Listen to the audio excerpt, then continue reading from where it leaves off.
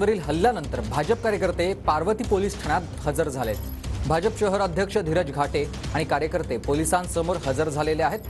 निखिल वागळेंवर हल्ल्यानंतर 10 जणांवर गुन्हा दाखल झालाय. सभेच्या आयोजनाबद्दल एकूण 200 जणांवर गुन्हा दाखल करण्यात आलाय.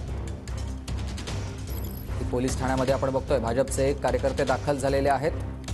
योगेश बोरसे माझे सहकारी आपल्यासोबत थेट जोडले गेलेत अधिक माहिती देण्यासाठी. योगेश.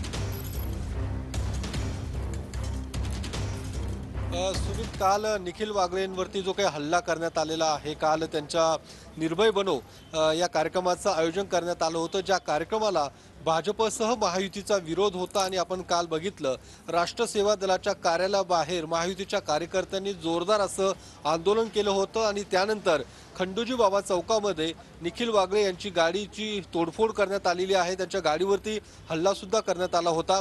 याच हल्ल्याप्रकरणी पुण्यातल्या पर्वती पोलीस स्टेशनमध्ये 10 जणांविरुद्ध गुन्हा दाखल करण्यात आलेला आहे, ज्यामध्ये भाजप शहराध्यक्ष धीरज घाटे, त्यासोबतच अजित पवार गटाचे उपाध्यक्ष दत्ता सागरे यांच्यासह एकूण 10 जणांवरती हा गुन्हा दाखल करण्यात आला होता. त्यासोबतच इतर जे काही सभेचं आयोजन करण्यात आलं होतं, त्या सभेच्या आयोजनानिमित्त एकूण 200 लोकांवरती गुन्हा दाखल करण्यात आला होता.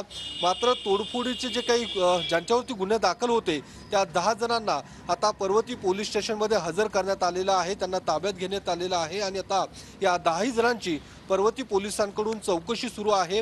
या संदर्भात आता नेमकी काय कारवाई पर्वती पोलिसांकडून केली जाते हे बघणं महत्त्वाचं असणार आहे. मात्र काल ज्या पद्धतीने निखिल वागळे ज्या गाडीमध्ये होते त्या गाडीवरती हा हल्ला करण्यात आला होता, आक्रमक झाले होते सर्व महायुतीचे कार्यकर्ते आणि त्यानंतर हा हल्ला झाला, गाडीवरती तोडफोड, त्यासोबतच शाई फेकण्यात आली होती. आणि या संपूर्ण प्रकरणानंतर पोलिसांनी सुद्धा या सर्व कार्यकर्त्यांना ताब्यात घेतलेलं आहे आणि आता या सर्व कार्यकर्त्यांची चौकशी सुरू आहे. नक्कीच. धन्यवाद तुम्ही दिलेल्या सविस्तर माहितीसाठी.